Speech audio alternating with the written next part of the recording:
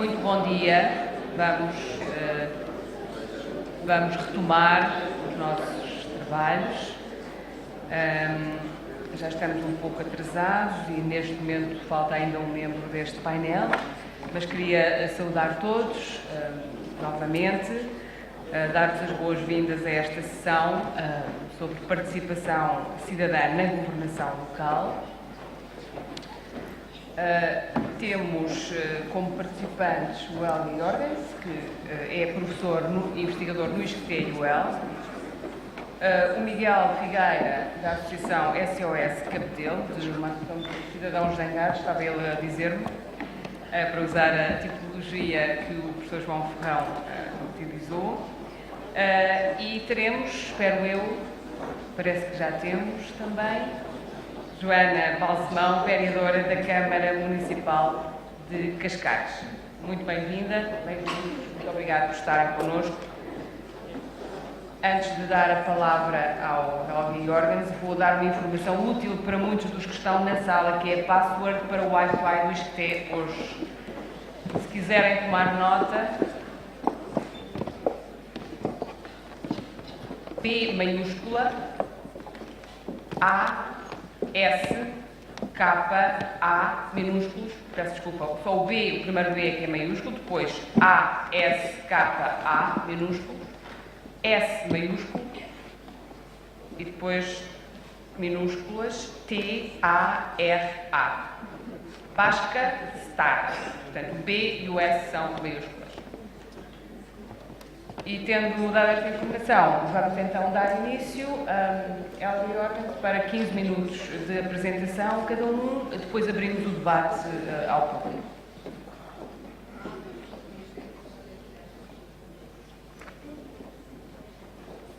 Muito obrigado ao ISCTE, aos organizadores, pelo convite de falar aqui neste Fórum das Políticas Públicas.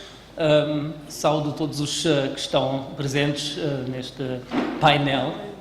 A minha apresentação vai ser sobre a questão da participação cidadã na governação local e eu vou tentar formular 5 teses sobre este tópico.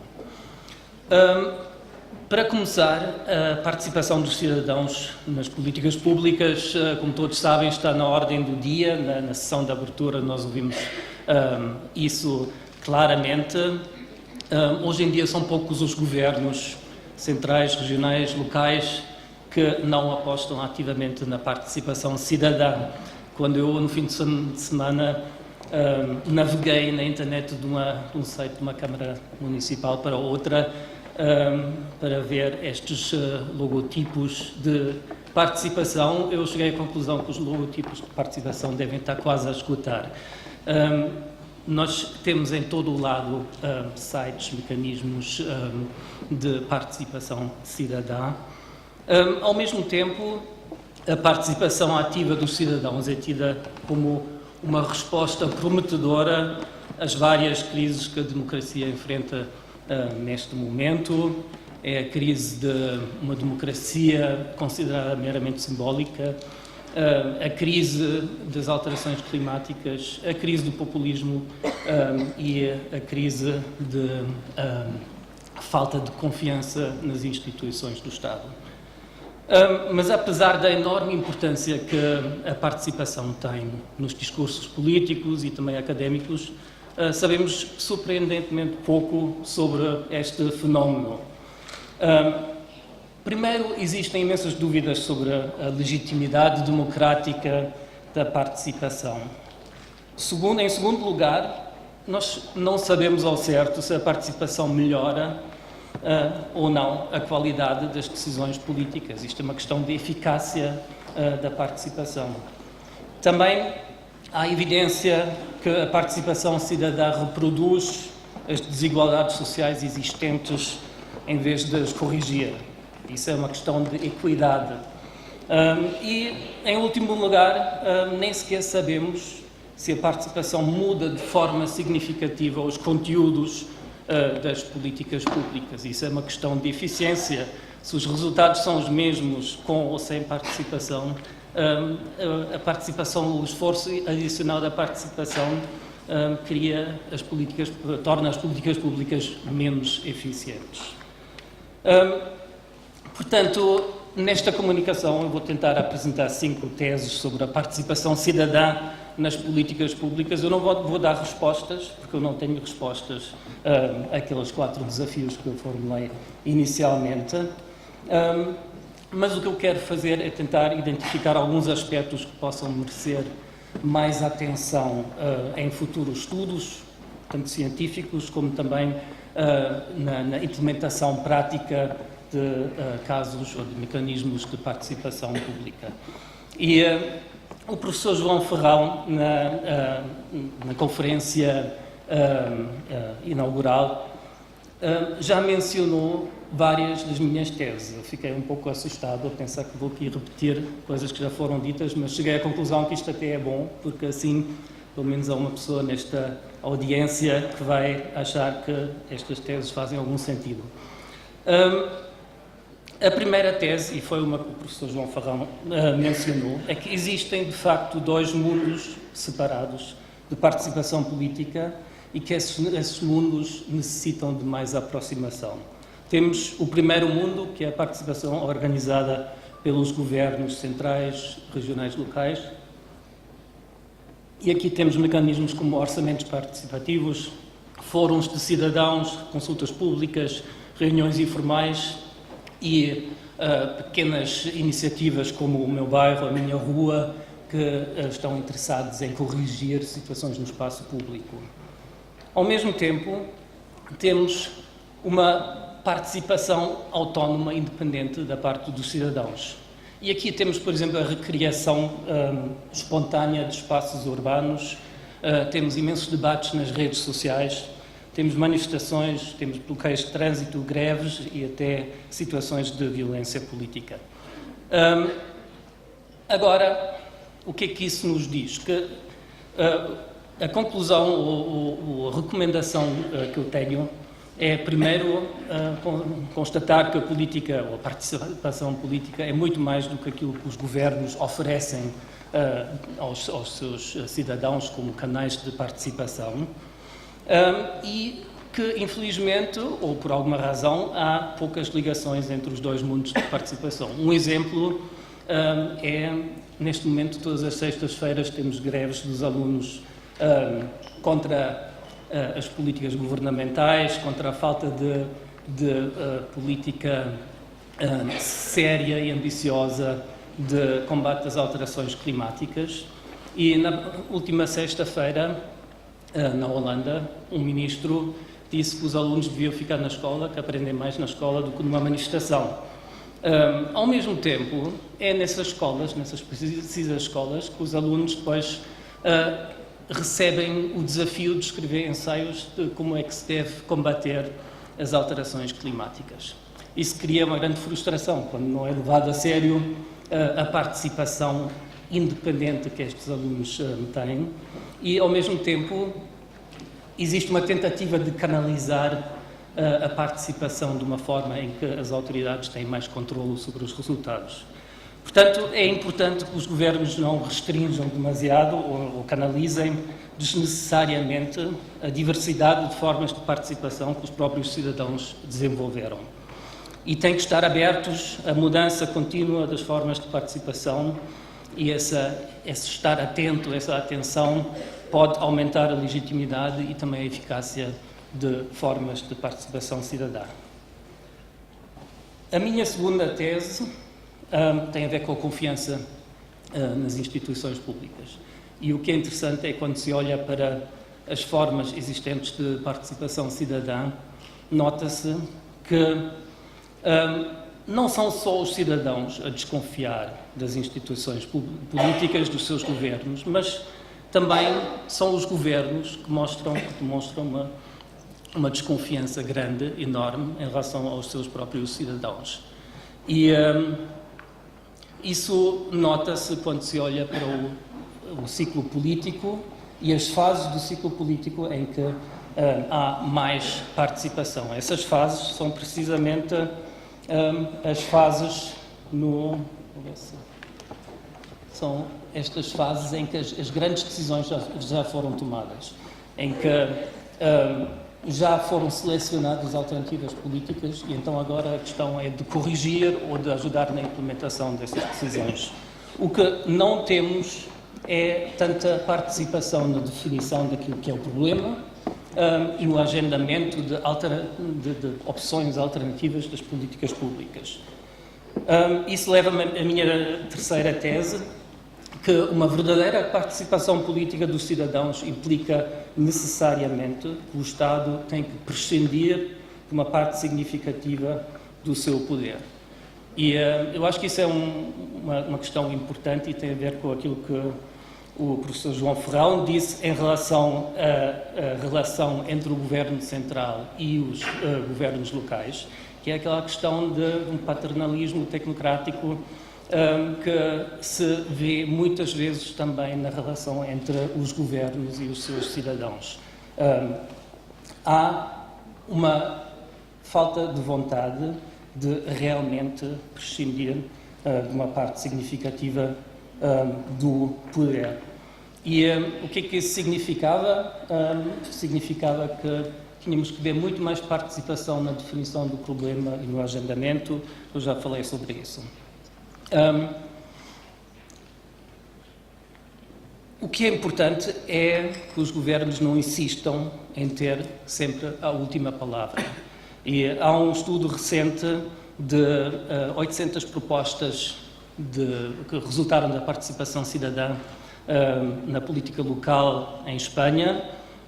Nessas 800 propostas, os autores do estudo descobriram uma forte tendência daquilo que chamam cherry picking, em que os governos escolhem e avançam aquelas propostas que estão em conformidade com aquilo que os governos iam fazer de qualquer maneira, que são os interesses que os próprios governos têm. Portanto, a participação tem uma forte componente de legitimação posterior de decisões já tomadas pelos governos.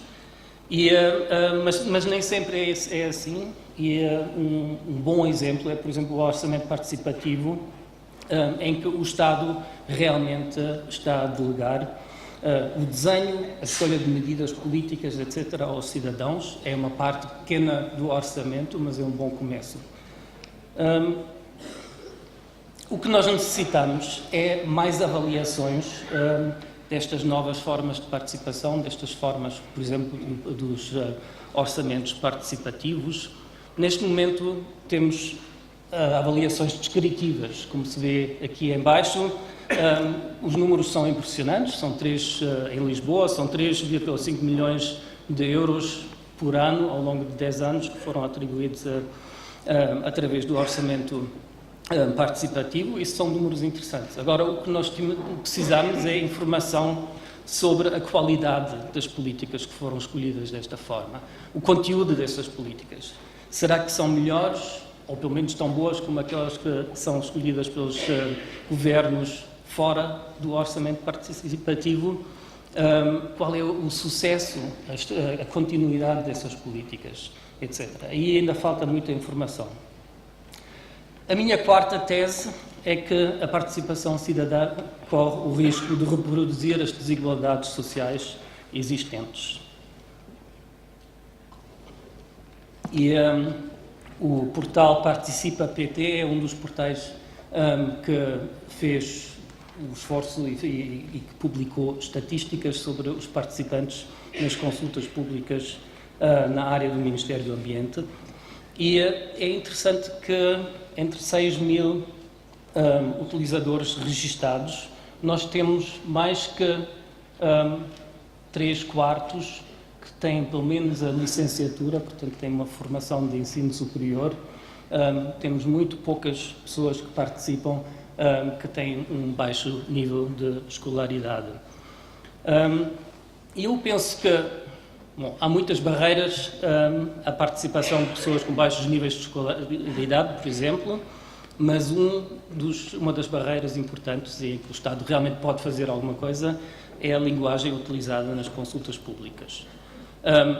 Isto é só um exemplo entre muitos. No fundo, todos os portais de consulta pública são iguais. Temos uma primeira página em que temos fotografias, temos pouco texto, temos um texto que se lê bem e facilmente. Depois temos uma segunda página em que está escrito que neste espaço pode encontrar toda a informação necessária e dar o seu contributo. E depois, quando uma pessoa abre o ficheiro com essa informação, aparece isto. E eu tenho algum nível de escolaridade e não sou capaz de, sem um curso de Direito Administrativo em Portugal e outros tipos de Direito, de ler isto e de saber de que se trata isto. Eu não sou capaz de dar um contributo, quanto menos outras pessoas. Portanto, isto é uma barreira e não há muita tentativa da parte dos governos de traduzir estes textos em briefings que são fáceis de ler e também há muitos obstáculos legais e técnicos a isso, não se pode simplificar demasiado, mas isto, fazer uma participação, um processo participativo com informação desta, corre o risco de criar grandes frustrações nos cidadãos e se nós encararmos a participação como um recurso para melhores políticas públicas, então temos que tentar evitar este tipo de frustrações. O meu último ponto é que a participação política exige tempo, dinheiro e muitos recursos humanos. O que não deve acontecer é isto.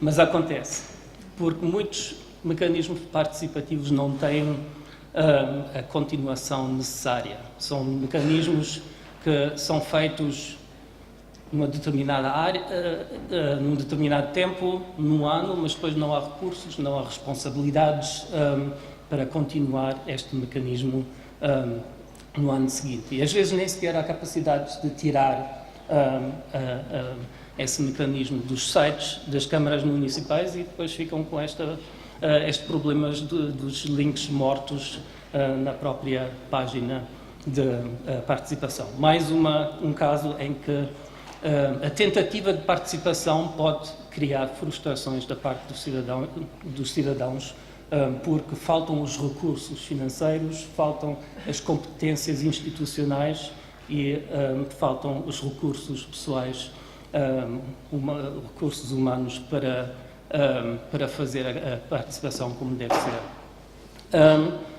Eu penso que a participação pública exige continuidade, porque senão corre mais uma vez o risco de ser encarada como uma atividade meramente simbólica. Nenhum cidadão quer gastar tempo e energia em processos que ao fim de poucos meses são apagados da memória institucional das entidades públicas. Isto eu acho que é um ponto importante. Tem que haver memória, tem que haver transparência, tem que haver sempre uma documentação destes processos participativos até 10 anos depois, ou mais.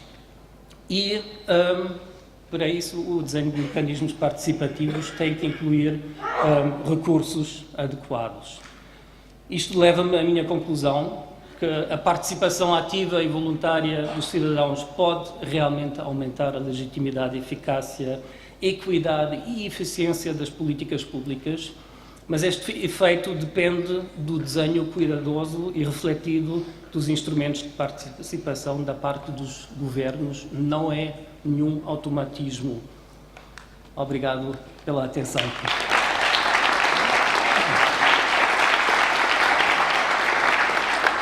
Muito obrigado, Hélga, por este excelente início de painel, de enquadramento conceptual e de provocações, que também nos deixas. E passo a palavra à Joana Balsemão, vereadora da Câmara Municipal de Cascais. Tem a apresentação aí no computador já. Vai receber ajuda para abrir o ficheiro neste momento. Muito obrigada.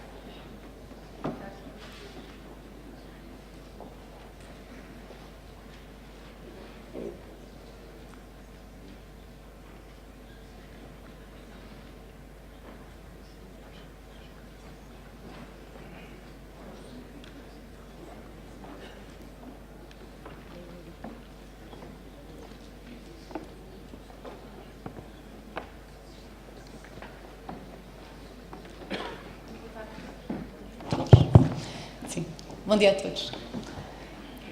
Queria começar por agradecer o convite para estar aqui.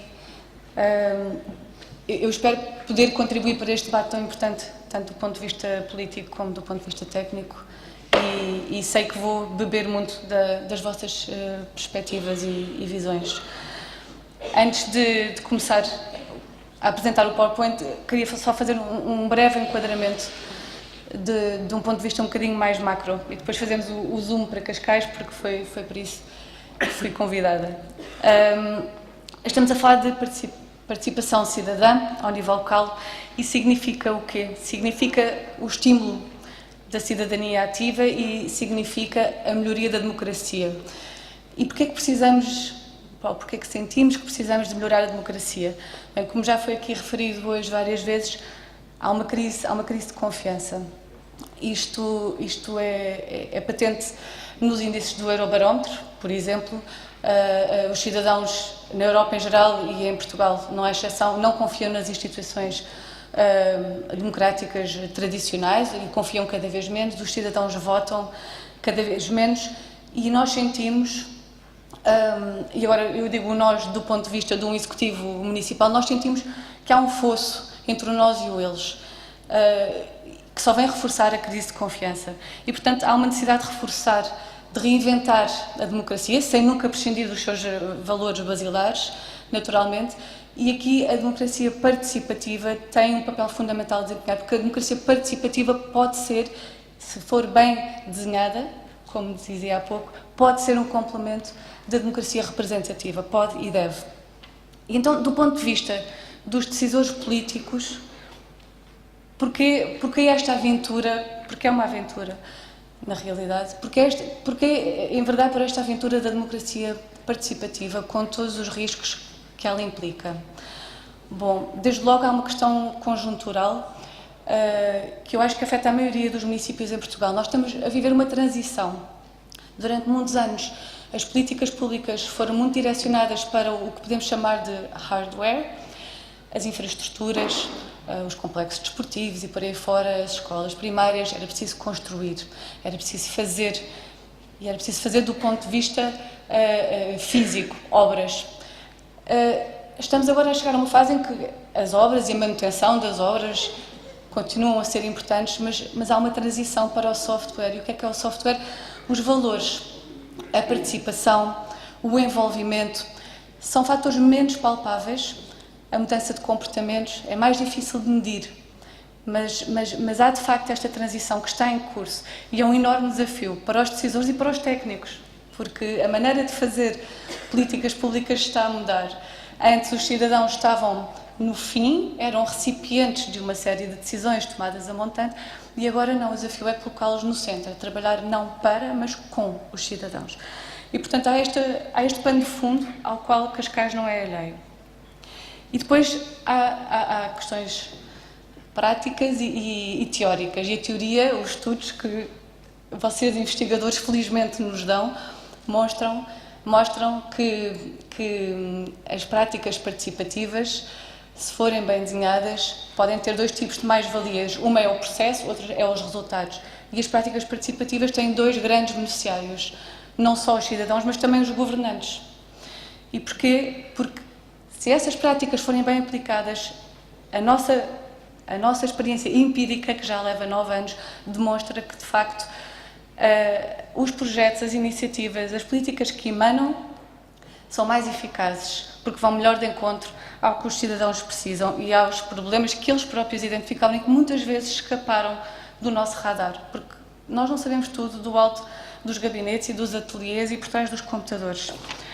Também sabemos, a experiência tem-nos demonstrado que isto implica uma oportunidade de aprendizagem para todos. Requer muita coragem de parte a parte, porque nem todos os cidadãos estão prontos para participar e para confiar, e nem todos os decisores políticos estão prontos para abrir mão do poder. Quando o fazem, a constatação é essa. Há um fator de aprendizagem dos dois lados que não é de todo despiciente, eu já vou explicar melhor. A terceira razão é que, de facto, e mais uma vez isto não é palpável, mas nenhum governante tem interesse, nenhum governante numa democracia saudável tem interesse em ter cidadãos amorfos, desinteressados, desinformados, não esclarecidos, porque isso é igual a ter uma sociedade que basicamente não tem alma e está adormecida. Precisamos de uma sociedade que nos desafie. Isto implica riscos, é verdade, mas este é o ponto de vista de onde partimos. E agora eu vou apresentar um pouco. Eu queria só chamar a atenção para o slogan, tudo começa nas pessoas. Este é o slogan da Câmara de Cascais e eu acho que vão perceber na apresentação que vou fazer a seguir porquê. Eu queria aqui só destacar dois números ali em cima, 20% estrangeiros, 123 nacionalidades. A Câmara de Cascais, nas suas práticas participativas, tem que albergar toda esta diversidade. Temos que saber receber estas pessoas e o leque é muito diversificado, vai desde do expatriado de uma multinacional americana até ao trabalhador da construção civil de outro país qualquer. E este gráfico também é importante. Cascais tem 4 freguesias. As freguesias que são mais conhecidas são as do Sul, as de baixo. E muitas vezes vemos uma linha imaginária que é mais ou menos sinalizada pela autoestrada A5 e temos o que nós chamamos na gíria local a Costa do Sol, que é em baixo, e o que costumava ser a Costa da Sombra, em cima. Isto é importante porque há bocadinho falávamos de equidade e um dos grandes desafios que qualquer executivo em Cascais tem é o de acabar com esta assimetria. E as políticas públicas de participação têm de encontrar isso também. Ou seja, no Norte, acima da A5, há mais vulnerabilidade, há mais desemprego, porventura mais pobreza, mais problemas de acessibilidade. E no Sul é, digamos, aquela parte que toda a gente conhece. Bom, eu acho que o slogan disse tudo, mas isto são os princípios que nos regem. Há bocadinho eu dizia que é preciso repensar a democracia e, por todas estas razões, em Cascais só 44% dos eleitores vão votar. É até pior que a média nacional e a média nacional é muito fraca, é muito embaraçosa. Este slide é importante, eu não vou explicar todos os instrumentos que temos aqui, para demonstrar a nossa ótica no que toca às políticas de participação. O objetivo é estimular a participação, mas ela tem que ser voluntária. Nós não podemos forçar nenhum cidadão a estar mais engajado ou mais envolvido. E, portanto, o que é que tentámos fazer foi criar um leque, uma panóplia diversa de instrumentos. Porquê? Porque sabemos que cada cidadão é diferente. Há uns que são altamente estimulados por novas tecnologias e então temos aqui instrumentos como o City Point, que é uma aplicação digital, eu já vou explicar, que funciona meramente atrás de um ecrã. Não é preciso conviver com ninguém, eu e o meu ecrã. Mas há outros cidadãos que até gostam da participação presencial e então têm, por exemplo, o orçamento participativo. Há cidadãos que preferem participar só de vez em quando, toca e foge, e há outros que preferem um tipo de participação mais regular, mais frequente e, portanto, incluímos ali o voluntariado, o associativismo. É um tipo de participação, se calhar, mais altruísta do que outros. Comparado, por exemplo, com o orçamento participativo, acaba por ser quase mais egoísta, porque a pessoa vem defender uma causa em nome de uma comunidade, é certo. Há aqui instrumentos que têm a ver com co-decisão, há outros que têm a ver com co-criação. O pano de fundo e o que nos move é promover ou fornecer ferramentas que possam ir de encontro a todas estas especificidades, porque ninguém é igual. E se mesmo assim ninguém quiser participar, temos de aceitar. Portanto, há bocadinho eu falava do City Points. Isto é o típico exemplo de uma forma de participação digital, não presencial, que aproveita o que está agora muito em voga, que é o gamification. Esta aplicação permite reconhecer boas ações. O cidadão faz o download desta aplicação e cada vez que faz uma boa ação de cidadania, recebe pontos. Por exemplo, uma ação de voluntariado ou a participação mesmo numa ação do orçamento participativo, ou dar sangue, e então recebe pontos. Depois esses pontos podem ser trocados por prémios, um cabaz de fruta biológica, um gelado Santini e por aí fora.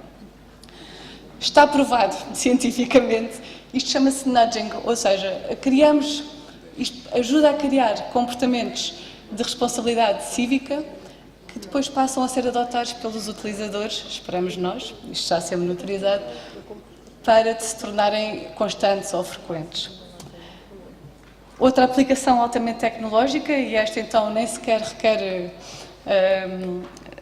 boas ações para além do cotidiano, que é identificar o que é que se passa na rua, o buraco, a lâmpada fundida, o grafite na parede e por aí fora. É unidirecional, esta ferramenta é unidirecional, mas tem a ver um bocadinho com co-criação. Eu quero dar nota de um problema e espero que vocês resolvam. O desafio para nós é dar resposta o mais atempadamente possível. Orçamento participativo é um bocadinho a joia da coroa. Vou acabar por perder, ou não, passar mais tempo nesta temática.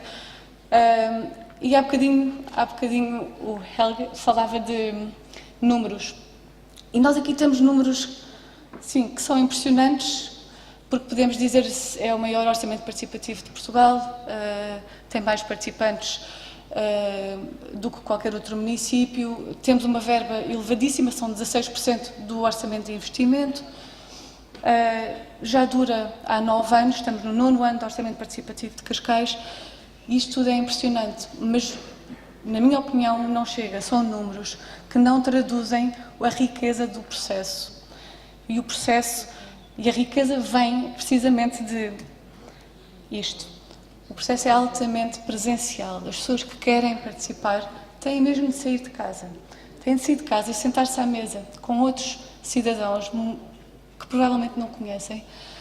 Têm de saber ouvir, têm de saber negociar, têm de bater-se pela sua ideia. Muitas vezes vão prescindir da sua ideia porque reconhecem que a do vizinho de mesa é melhor. E aqui começa um tipo de aprendizagem que não é traduzível em números, mas é um tipo de engajamento, de sensação de união que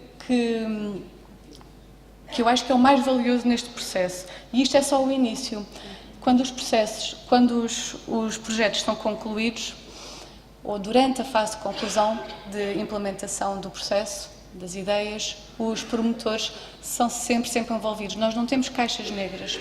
Portanto, se eu proponho e sou vencedora, por exemplo, da requalificação de um largo, eu vou ser envolvida pelos técnicos da Câmara do início até ao fim. Eu vou visitar o local antes, eu vou, provavelmente, com a minha associação, receber o dinheiro, vou ter que saber gerir o dinheiro, saber pedir orçamentos, discutir com os outros moradores daquela zona quais é que são as melhores opções, sempre com o apoio técnico da Câmara. Mas lá está, isto é uma aprendizagem que também não se pode medir, mas traz uma proximidade e uma relação de confiança entre cidadãos e políticos que não tem, que é difícil de descrever. Eu gosto destes slides porque mostram muitas vezes o antes e depois, mas lá está, por trás destas imagens há histórias incríveis. Esta aqui de baixo é a sociedade recreativa mais antiga de Cascais. Estava à beira de morrer, física e figuradamente. E foi salva pelo orçamento participativo.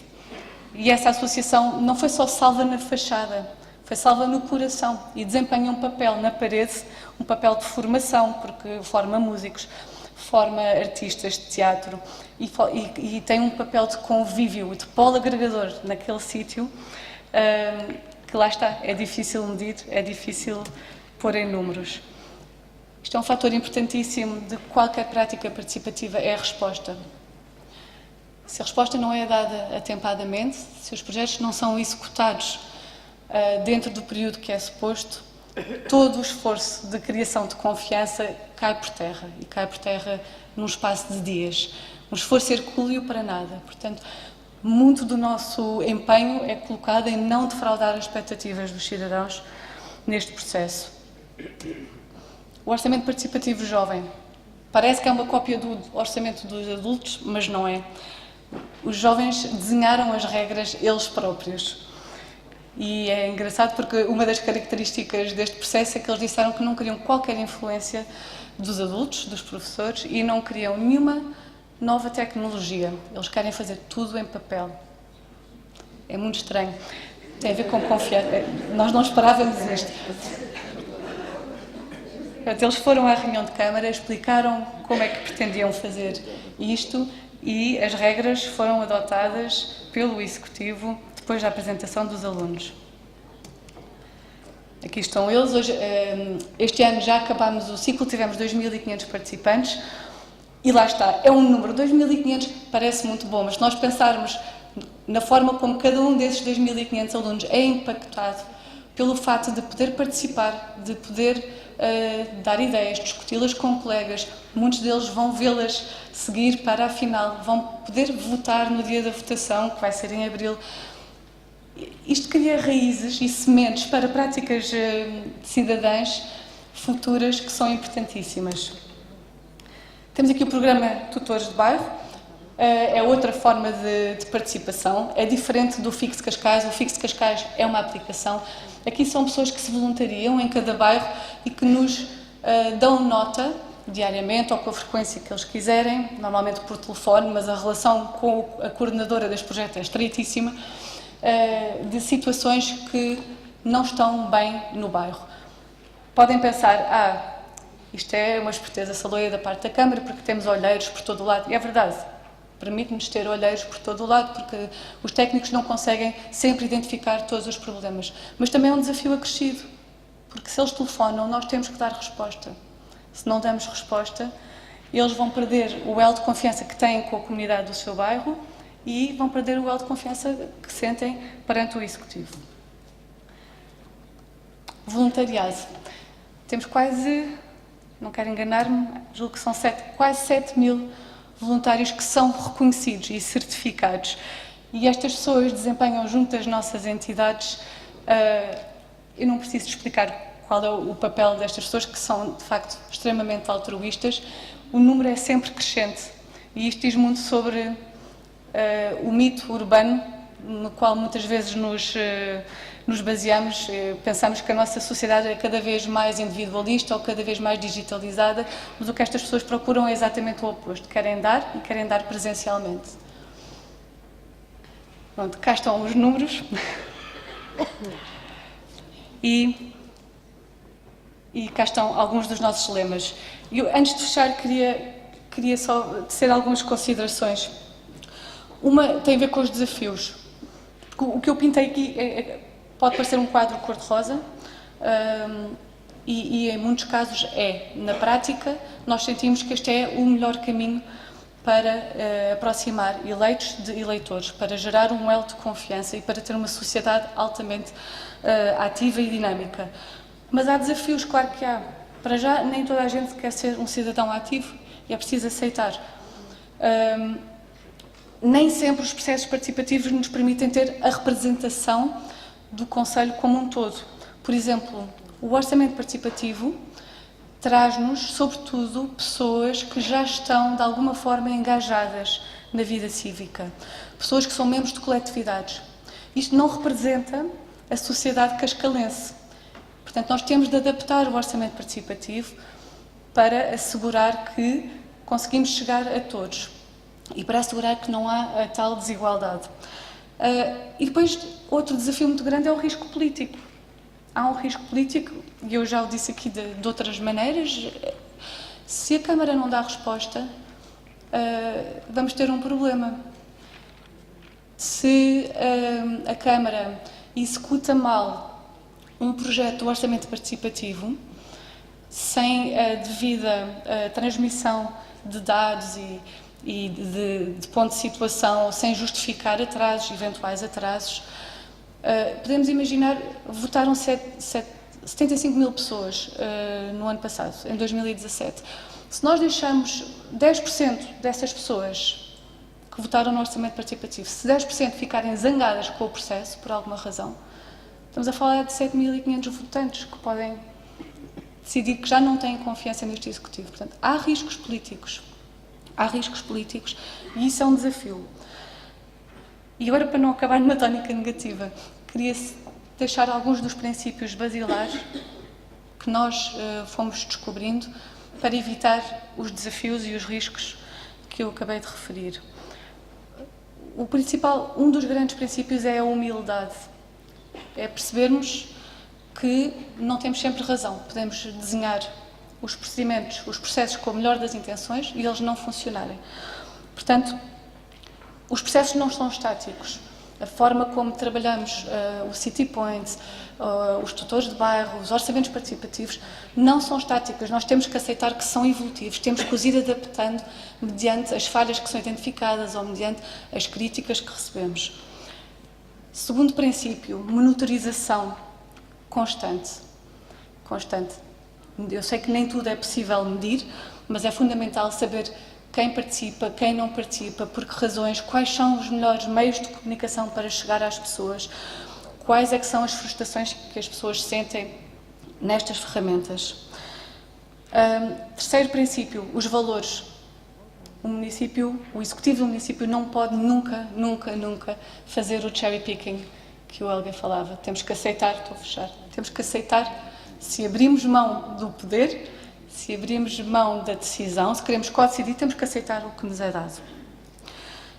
É preciso, o quarto princípio, total engajamento e buy-in, compromisso político, mas isso não chega. É preciso total compromisso dos técnicos, de toda a estrutura, porque estes projetos todos são de uma envergadura tal, podem ser conduzidos por uma equipa que nós temos, que é a Divisão de Cidadania e Participação, são 20 pessoas, sim, eles centralizam tudo, mas se a Divisão de Desporto, de Educação, de Obras não acreditar nos processos, nós não vamos ter as obras, não vamos ter os projetos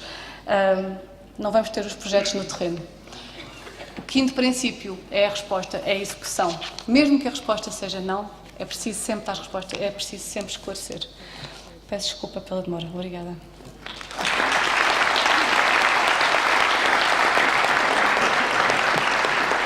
Muito obrigada, Ana, pela inspiração, pelos exemplos, pelos conselhos. E tem a palavra o Miguel Figueira.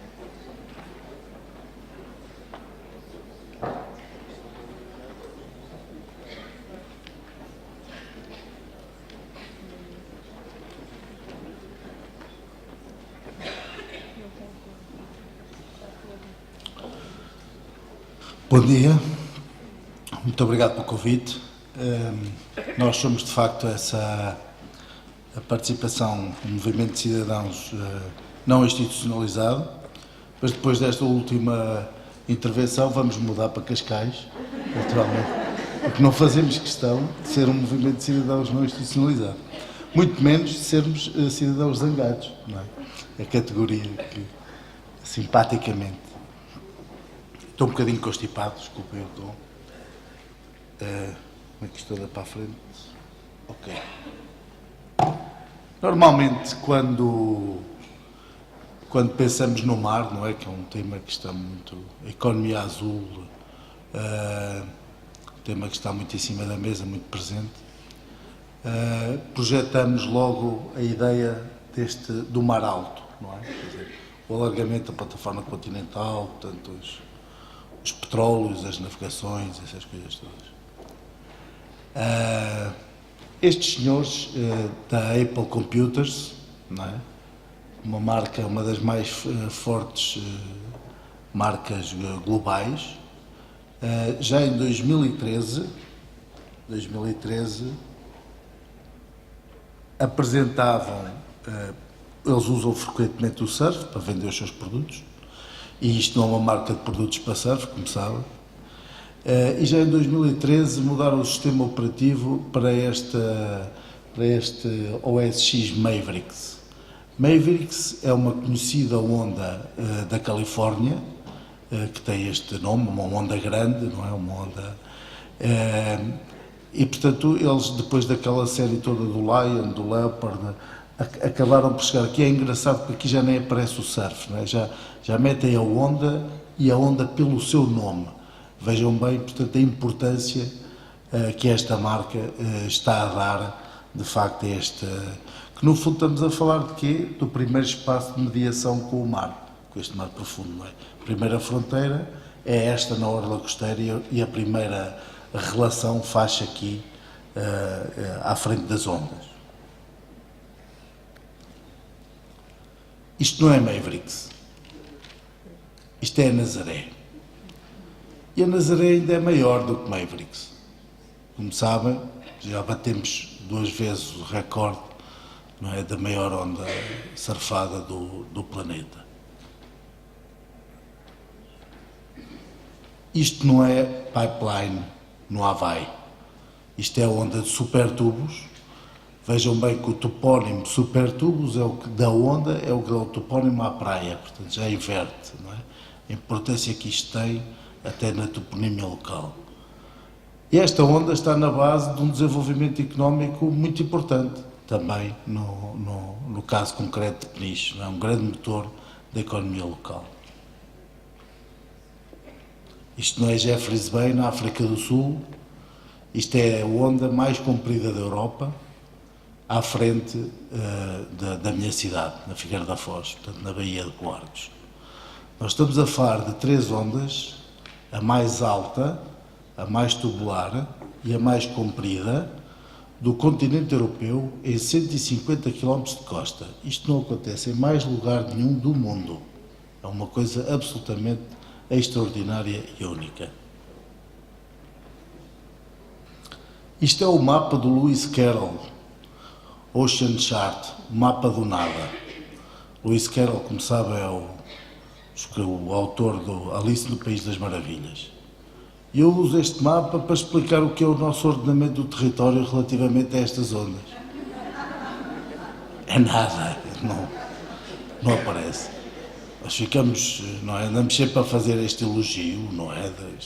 As ondas e condecorações ao McNamara e o surf. E depois chegamos ao ordenamento e isto tem consequências, porque reparem, se fosse a época balnear, podiam tirar o recorde ao McNamara, porque depois era impossível surfar com bandeira vermelha e, portanto, já não acontecia. É que isto tem implicações práticas. Estas 3 ondas são extremamente sensíveis, porque estas ondas, contrariamente, por exemplo, às ondas da Ericeira, que arrebentam em mancadas de pedra, os fundos destas 3 ondas dependem da movimentação das areias, portanto, da deriva litoral, não é? Quando nós temos a deriva, portanto, a forma da onda, às vezes também temos estruturas rochosas, naturalmente no cânion submarino há aquele efeito de compressão da onda que vem pelo cânion, não é? Faz aquele efeito de compressão, mas depois a arrebentação da onda é sobre uma plataforma e essa plataforma, o que vai dar forma à onda, é uma plataforma onde estão os sedimentos depositados e sedimentos que circulam sempre ao longo da nossa costa. Isto tem uma outra dimensão que é extremamente importante. Uma tem a ver com o surf, naturalmente, e a outra tem a ver com a erosão costeira, não é? Porque o país gastou milhões, não é? Na recuperação das dunas, não é? Nos passeios sobre as dunas, proibido o pisoteio das dunas. Toda a gente tem, de facto, isso muito presente, porque são uma fronteira muito importante no avanço do mar. Mas a primeira duna não é essa duna primária. A primeira duna é a duna hidráulica, e portanto é este movimento de areias que circula de norte para sul ao longo da costa e que vai dissipar a energia das ondas a uma distância segura da costa e, portanto, evitar o fenómeno erosivo. Não é? Essa areia também é a areia responsável, naturalmente, pela formação das ondas. Isto aqui é o relatório do... Isto é o relatório do POC. Tenho aqui. Procura, está aqui. 2011, portanto, como sabem, nós tínhamos o programa da Orla Costeira, na altura, Plano de Ordenamento da Orla Costeira, com 2 Os, e que começou a revisão em 2011, antes um bocadinho, e este aqui é o diagrama funcional de Buarcos. Como vocês podem ver, temos ali uns quadradinhos do parque infantil, sei lá, o Pelourinho, a igreja e até o aquapark do Teimoso. Okay? Está aqui tudo identificado. E aqui não temos nada. Aqui onde temos a onda mais comprida da Europa, não temos qualquer tipo de referência. Isto a nós, de facto, ficamos surpreendidos. Não é? Eu lembro-me de uma reunião, nós, obviamente, como não estamos institucionalizados, nem temos número de contribuinte, não podíamos fazer parte da comissão de acompanhamento. Aliás, também não seríamos bem-vindos. Mas tenho a certeza que em Cascais seria de outra maneira. Mas, aqui nesta a onda que corre aqui, eu lembro que na altura, quando falámos à equipe, mas arranjem aqui, tem que ter aqui um classificador para isto, uma bolinha, um quadradinho, e eles diziam, não, Miguel, não há classificadores para as ondas, não há. Eu ainda sugeri, olha, metam aquele ali do parque infantil, o quadradinho amarelo, que é o de, não é, já que nos tratam como miúdos, podem meter um parque infantil, porque isto é andar a brincar com as pessoas, então estamos a falar de um ativo absolutamente fundamental para o território, e agora me dizem que não há classificador. Daquele lado temos, entretanto, o POC caiu um O, não é? Passou de Plano de Orla Costeira para Programa de Orla Costeira, e aqui já está, em Diário da República, as ondas com especial valor para os desportos de deslize. Isto foi feito como? E foi feito na discussão pública e no período de discussão pública, com base, naturalmente, no nosso contributo. No nosso contributo e de muito trabalho para preparar esse contributo, não é? Se nós já... Isto é um dos momentos muito importantes para que depois, em sede da participação pública do POC, o nosso pedido possa ser atendido. Nós, em 2011, apareceu esta classificação, que é uma classificação que naturalmente não tem a ver com o nosso ordenamento jurídico, que é esta da World Surfing Reserves, da Ericeira.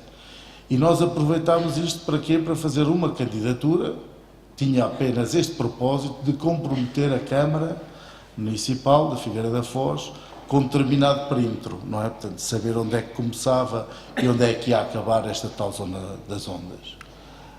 E, portanto, aliás, nós não sabíamos que seria muito difícil Portugal vir a ter uma segunda reserva mundial de surf, mas interessava-nos fazer essa inscrição dessa área para efeitos depois da nossa participação ao nível do ordenamento.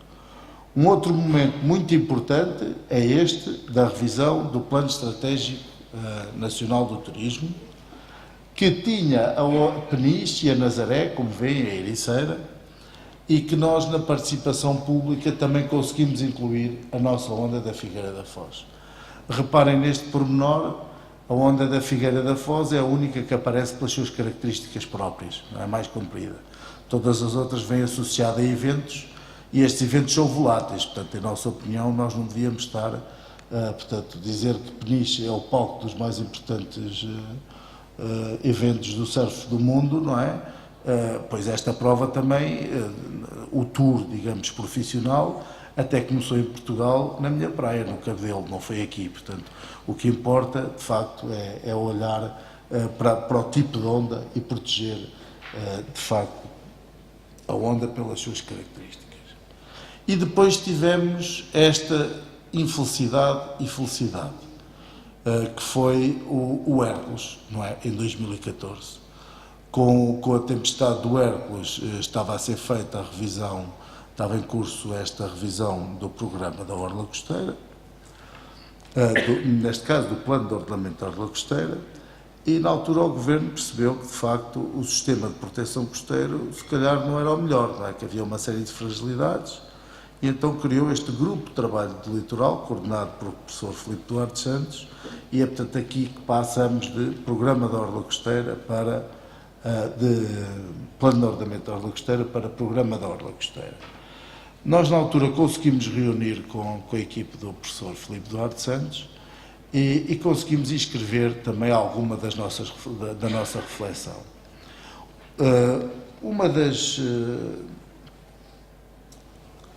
grandes, a primeira questão que eu gostava de ressalvar é que pela primeira vez, num documento oficial, nós temos as 3 ondas referidas pelas suas características. Portanto, a onda mais alta, a onda mais tubular, a onda mais comprida, não é? O Quénia, a Península e o Cabo, não é? Nesta frente de costa arenosa.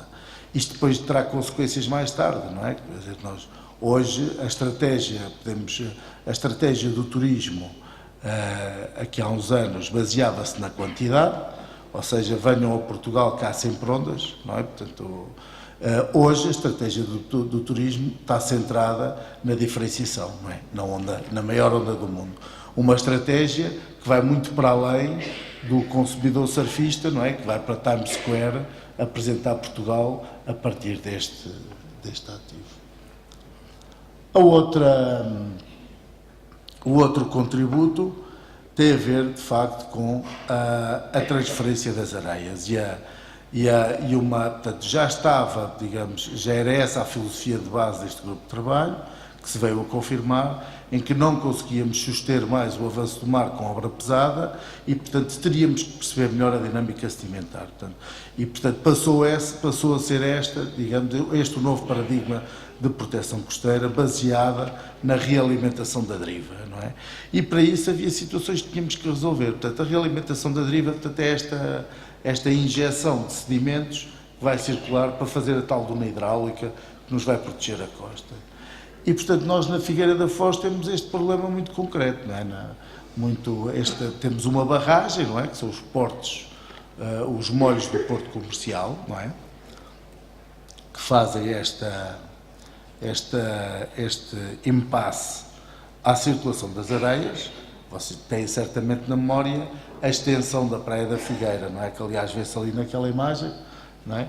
Isto acontece porque os sedimentos que circulam de norte para sul ficam retidos no molho norte e, portanto, a praia vai crescendo.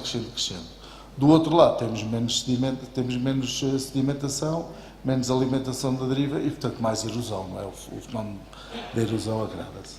Nós também financiámos uma ida à Austrália, estou ali também com o meu amigo Eurico Gonçalves e com o engenheiro desta infraestrutura, que é um bypass. Portanto, na Austrália, neste momento já há 20 anos, que eles têm esta questão resolvida e fazem uma transferência, um bypass, não é? Uma transferência mecânica das areias. E, portanto, era este sistema que nós defendemos para a nossa praia da Figueira da Foz. Isto vai ter uma interferência também ao nível das políticas locais. A Câmara, há muitos anos, desde sempre, que projeta naquele areal ideias, não é? Como fazer o aproveitamento disto, como fazer a aproximação. Estamos a falar da Rainha das Praias de Portugal, uma cidade que se construiu à frente do mar, portanto, toda esta. E depois, ali em 2012, lançou um concurso público, aliás, de contributos para o POC, a que nós também concorremos, porque é um concurso de arquitetura, eu sou arquiteto, portanto, aquilo até vinha a calhar, não é? Portanto, permitia-me, de facto, fazer. E basicamente o que a Câmara queria fazer era a renaturalização do areal. Ora bem, nós que somos surfistas e que queremos ver as coisas do outro lado, isto parece-nos um verdadeiro disparate, porque reparem, renaturalizar neste lugar é devolver a areia ao mar, não é fazer coisinhas verdes. Às vezes nós pensamos que o principal elemento natural da frente da cidade é azul, não é verde, ok? E, portanto, aquilo que nós propusemos foi precisamente isto, a instalação do bypass, não é?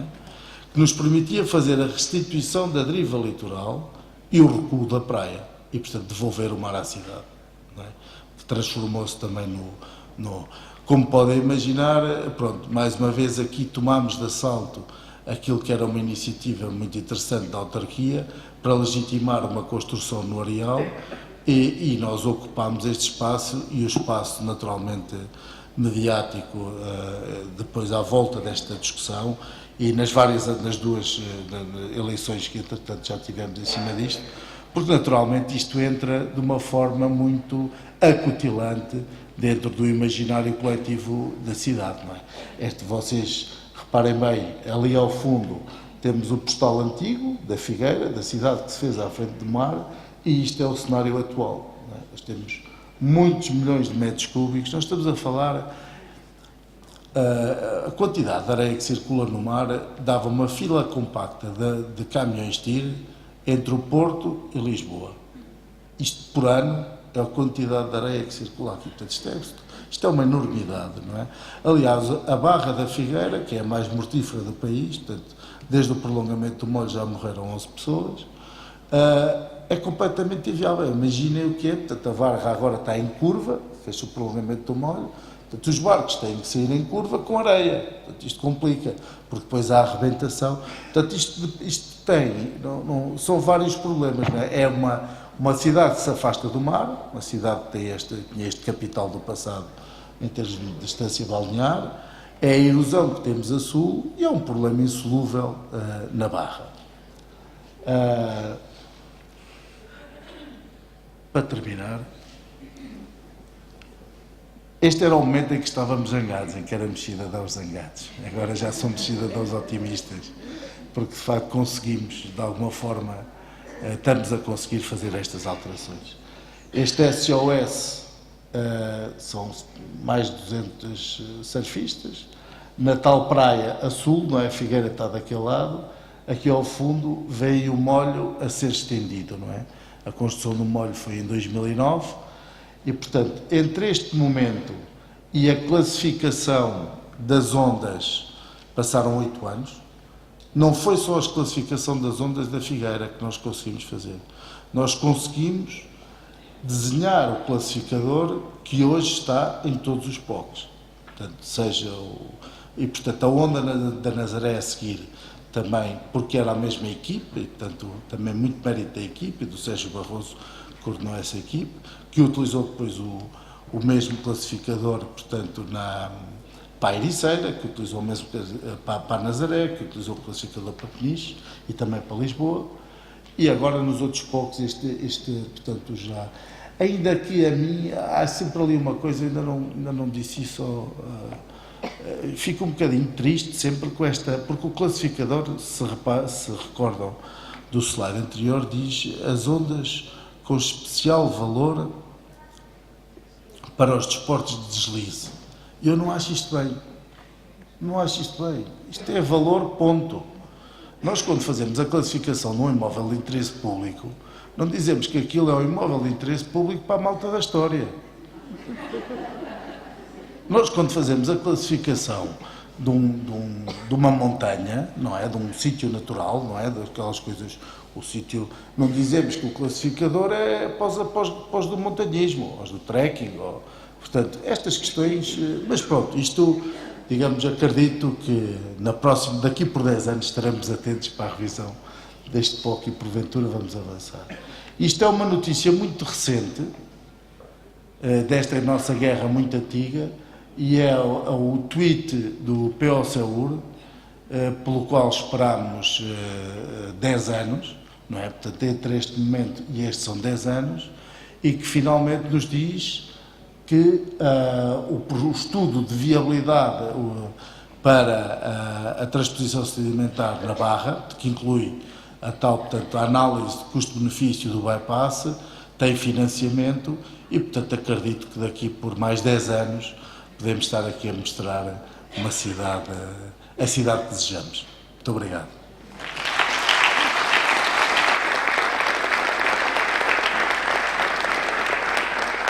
Muito obrigado. Fechamos com esta possibilidade da aproximação dos dois mundos da participação que falava o Helga. E vamos roubar alguns minutos ao nosso intervalo de almoço, começarmos já à tarde, para um debate e, portanto, eu vou reunir contributos, peço que sejam breves, não temos muito tempo, perguntas sintéticas, comentários breves e que se identifiquem, se entenderem lá em cima. Uma primeira pergunta, eu, se concordarem, reúno 2 ou 3 e voltamos à mesa. Muito bem. Uma segunda aqui, uma terceira ali. Não é fácil ver? Por favor, lá em cima. Bom dia, meu nome é Luísa Freitas e sou estudante aqui no ISCTE. A minha pergunta é mais dirigida para Joana Balsemão. Fiquei um bocado curiosa relativamente àquela aplicação que falou de atribuir prémios a quem faz boas ações. Isso a mim lembrou-me um bocado aquele sistema que agora está a ser feito na China e que lembra também aquele sistema Black Mirror, para quem vê a série. E fiquei um bocado na dúvida, e é isso que eu queria questionar, que é de que maneira é que vamos incluir toda a gente numa forma que quem não consiga fazer algum tipo de voluntariado ou quem não consiga fazer uma boa ação. Deu o exemplo de dar sangue, por exemplo. Uma pessoa com anemia não pode dar sangue. Uma pessoa com uma tatuagem há X tempo não pode dar sangue. E agora, de repente, consegui logo lembrar-me de algumas pessoas que se calhar não têm possibilidade de fazer algum voluntariado porque andam de cadeira de rodas e moram num terceiro andar de uma casa, uma coisa assim do género.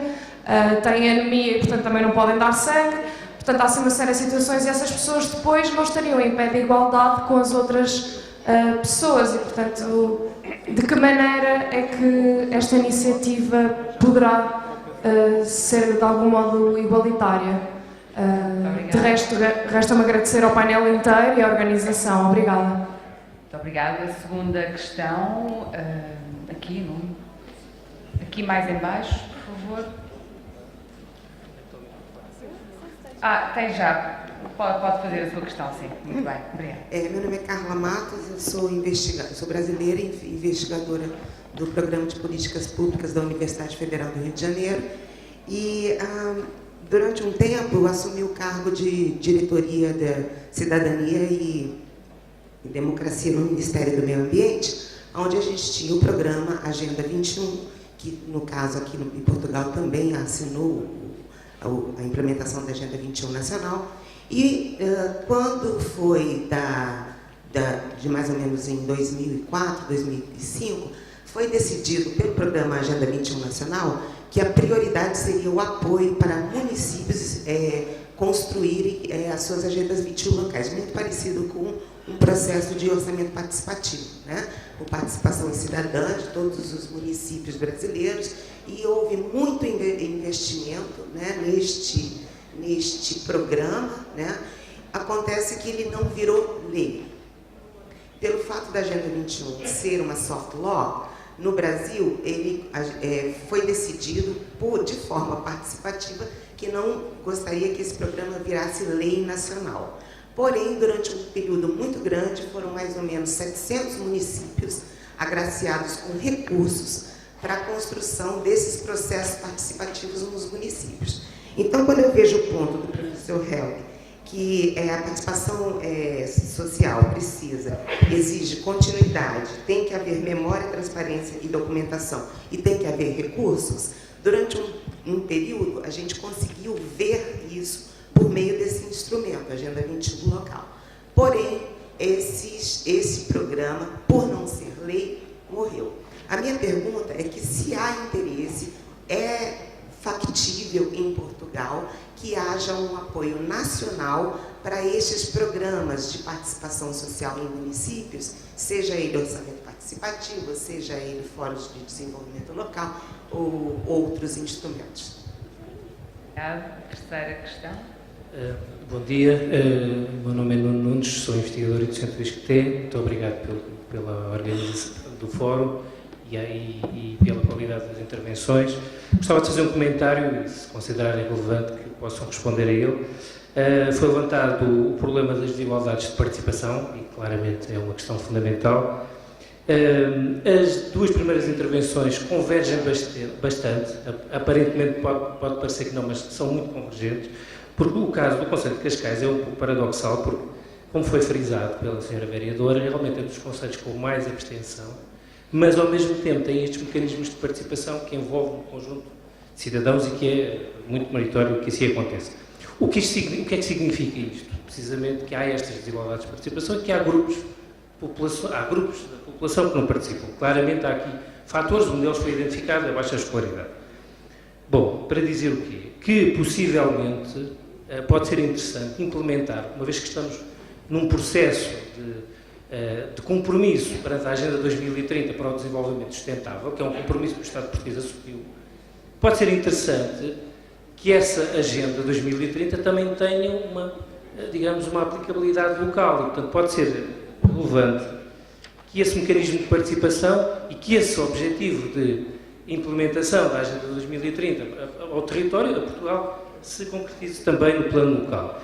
E esta Agenda 2030 tem uma grande virtude, é que ela procura reduzir as desigualdades e, portanto, penso que seria muito interessante que o Estado português e que os municípios, não sei se é possível ou não, se isso está consagrado no plano institucional, a participação dos municípios, mas penso que seria muito interessante que os municípios pudessem ter uma agenda local de consagração dos objetivos de 2030 da ONU. Muito obrigada.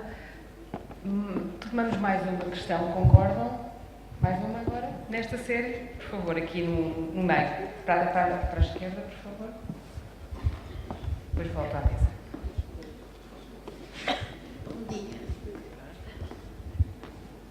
Bom dia. Queria só colocar uma questão que também é muito breve. Eu pertenço a um grupo informal também de participação cívica no Conselho de Almada, que é a Cidadania Autárquica Participativa. E é uma questão que nós nos preocupamos bastante e que tem a ver com duas que foram abordadas, que é a linguagem, tanto dos documentos que vão na votação nos órgãos colegiais autárquicos e, portanto, a forma que esses órgãos poderiam ter na sua atividade e no âmbito da lei de conseguir desenvolver atividades que captassem mais o interesse da população. Portanto, ligar esta questão da linguagem, da desmistificação técnica daqueles documentos que vão à votação, que muitas vezes é isso que afasta os cidadãos que até vão à Assembleia Municipal, à Assembleia de Freguesia, às vezes também à Câmara, mas depois aquilo é tão hermético que não sentem vontade nem de continuar, nem de participar. O que é que dos membros do painel acham que poderia ser, portanto, esse papel dos órgãos colegiais autárquicos, não só os executivos, portanto, mas sobretudo os órgãos deliberativos, a nível do município e da freguesia? Muito obrigada. Eu dou então agora a palavra, devolvo à mesa. A Joana quer começar?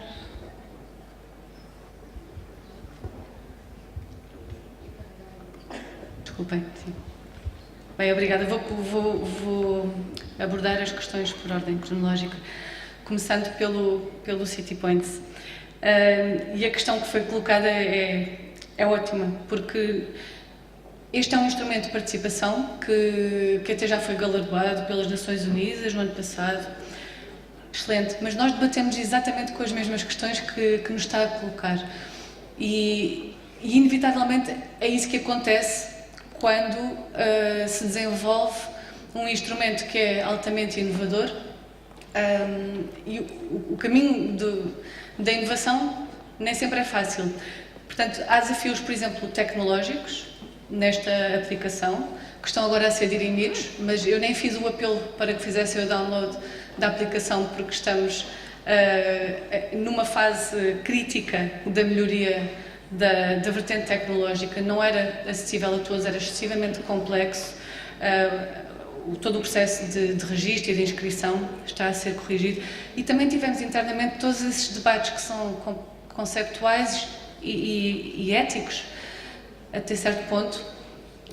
Convocámos um focus group com representantes, uma amostra diversificada dos moradores e utilizadores, moradores de Cascais, utilizadores e não utilizadores da aplicação, para nos ajudar nesse caminho. A oferta, o exemplo que deu é dar sangue, nem toda a gente pode dar sangue, eu não posso, porque peso menos de 50 kg, mas o leque é variadíssimo. O utilizador pode receber pontos por reciclar,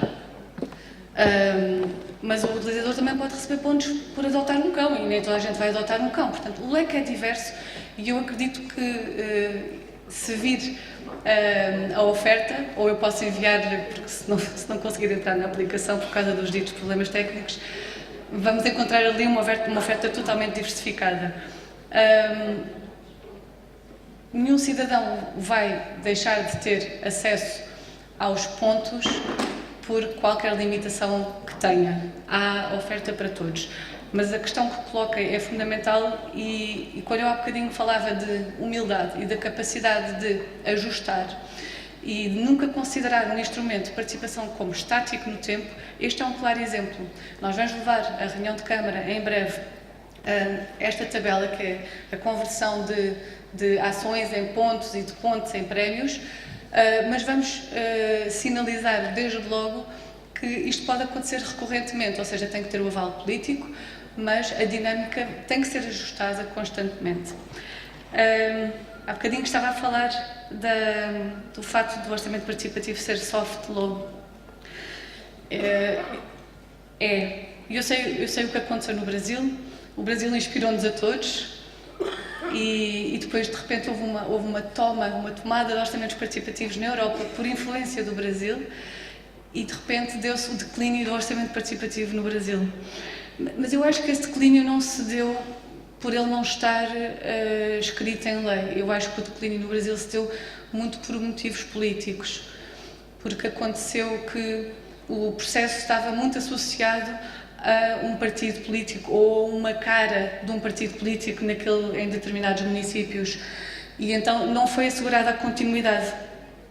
Eu acho que para ser assegurada a continuidade é preciso todos aqueles princípios que eu elenquei há pouco, e além disso é preciso o tempo, é preciso os recursos, mas acima de tudo é preciso acreditar, e não vale a pena instituir em lei para os municípios aplicarem, mesmo que sejam obrigatórios, o cumprimento de todos aqueles princípios, se o Executivo e os técnicos não acreditarem. Não vai acontecer, e o Estado Central não vai conseguir monitorizar. E, portanto, depois corremos o risco de ter caixas negras ou de ter um processo que não é devidamente aplicado de acordo com aqueles princípios basilares. Agora estamos com pouco tempo. Desculpem, queria só dizer sobre a desigualdade de participação, porque foi referido um bocadinho por todos os intervenientes. Eu vou ser rápida. Há bocadinho o Helga disse, será que as práticas participativas podem reduzir as assimetrias ou vão só reproduzi-las? Eu acredito que podem reduzi-las. Eu acredito mesmo nisso. Há bocadinho dei o exemplo do que se passa a norte da A5 e a sul da A5, ou do que se passava, porque é certo que quando o Executivo identifica, como no caso de Cascais, que há uma assimetria, a primeira coisa que faz é arregaçar as mangas e fazer com que essa assimetria deixe de existir. E, portanto, fora das políticas de participação, há um investimento grande em acessos, em espaços verdes, em equipamentos, etc. Mas as práticas de participação também têm o seu papel. E quando nós apoiamos as coletividades que existem a norte da A5 e sabemos o papel fundamental que elas têm naquela zona e para aquelas comunidades, isto é uma forma de atenuar desigualdades, mesmo que essas desigualdades estejam já cada vez mais atenuadas pelos outros investimentos.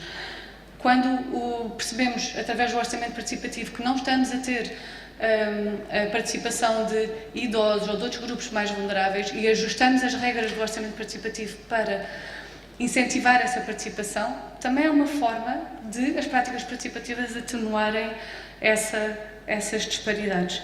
Quando percebemos que a cobertura dos tutores do bairro não está a abranger todo o território e que há buracos a norte da A5, nós vamos procurar esses tutores do bairro para assegurar que as práticas participativas atenuam essas assimetrias. Obrigadíssimo, Jaina. Helga, queres? Sim. Eu, sendo alemão e tendo vivido a minha vida toda na Alemanha, não vou falar agora muito sobre a realidade portuguesa, portanto essas perguntas não posso dizer muito sobre elas, mas pelo menos nas últimas 3 intervenções havia também implícita a questão da capacidade de participação da parte dos cidadãos. Eu acho que isso é uma questão extremamente importante. Com o aumento de mecanismos e formas de participação, temos cada vez mais um problema: como é que os cidadãos organizam isso? Os cidadãos não têm uma profissão que é ser cidadão participante. Não é como as câmaras, que são profissionais, não é como representantes de empresas que são profissionais e que são pagos para fazer isso. Isso não é o caso com os cidadãos. Portanto, eu penso que tem que haver uma tentativa do Estado de dar algum apoio de longo prazo e institucionalizado aos cidadãos para poderem participar nestes processos. Uma possibilidade é apoiar sistematicamente associações de defesa do ambiente, do direito do consumidor, etc. Portanto, o associativismo, apoiar isso com um financiamento público constante e institucionalizado, que não depende depois das posições que os cidadãos têm, são críticos ou não em relação ao governo, mas que é realmente um financiamento estável. Isso é uma questão importante. E a outra que também foi dita é a questão da linguagem. Isso é um grande investimento. Se as câmaras, se os ministérios têm que produzir versões fáceis de entender de todos os processos participativos, isso custa dinheiro, isso custa imenso tempo, etc. E tem que haver recursos para isso. e tem que se pensar sobre isso. Portanto, mais uma vez, a participação não é gratuita, a participação é importante, mas vai custar dinheiro ao Estado e dinheiro que é escasso.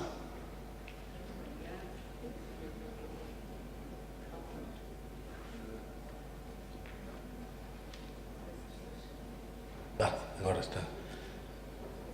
Eu vou começar primeiro por esta última parte da linguagem. No nosso caso, aquilo, de facto, isso é uma barreira, não é uma barreira forte. Mas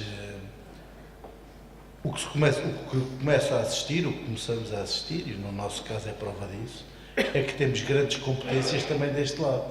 E, portanto, isto é a minha área de especialidade. Esta coisa do ordenamento, eu já fiz planos dentro do sistema publicados em Diário da República. Portanto, eu sei como é que isto funciona, não é?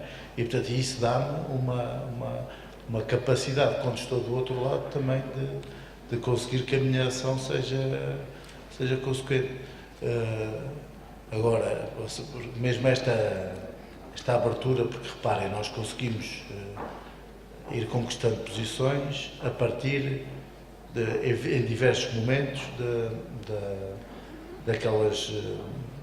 do debate público, das consultas públicas, dos vários documentos que eu lhe fui referindo. Cada vez mais, como vimos também na intervenção anterior, essa questão do debate público tem um peso maior, não é? No nosso ordenamento e na construção das políticas públicas. E, portanto, nós usamos esse espaço e temos... Agora, são 10 anos de trabalho. Isto leva-me para a segunda questão. Isto são 10 anos de trabalho. Isto é muita coisa. Isto, de facto, eu penso que, chegado a este momento, não é? Onde já conseguimos fazer estas conquistas, que eu penso... Aliás, estas conquistas só existem, só foram publicadas em Diário da República. Hoje temos um classificador para as ondas, hoje temos estas... Portanto, há um consenso sobre isto e nós continuamos a ser, digamos, que temos que continuar a fazer o nosso trabalho sem qualquer apoio. E isto é complicado, de facto, eu não sei como é que... E não fazemos, é tal questão, nós não fazemos questão de estar fora do sistema. Foi assim, isto eram questões que não estavam dentro do sistema e, portanto, nós tivemos que trilhar um caminho oposto. Agora, só para terem uma noção, por exemplo, nós já fomos 2 vezes à Austrália para ver do sistema de bypass e financiámos a ida à Austrália ganhando concursos públicos. Concursos foi a iniciativa do Movimento Milénio, Expressos, BCP, contributos para uma cidade melhor. Concorremos, ganhámos, e eu lembro na altura até discutir isso com o Rico, para nós temos que ganhar porque senão não conseguimos ir. Portanto, e se calhar foi por isso que ganhámos, havia de facto um grande investimento. Não? Agora, quer dizer, eu acho que nós damos provas ao longo do nosso percurso que tínhamos capacidades, de facto, para dar um contributo interessante. E que, naturalmente, com outro tipo de apoio, provavelmente conseguimos fazer muito bem. Muito obrigado. Muitas questões vão ficar, tenho indicações para terminarmos agora mesmo. Quero agradecer aos participantes deste painel, a todos os presentes. Retomamos os trabalhos às 2 horas. Muito obrigada a todos.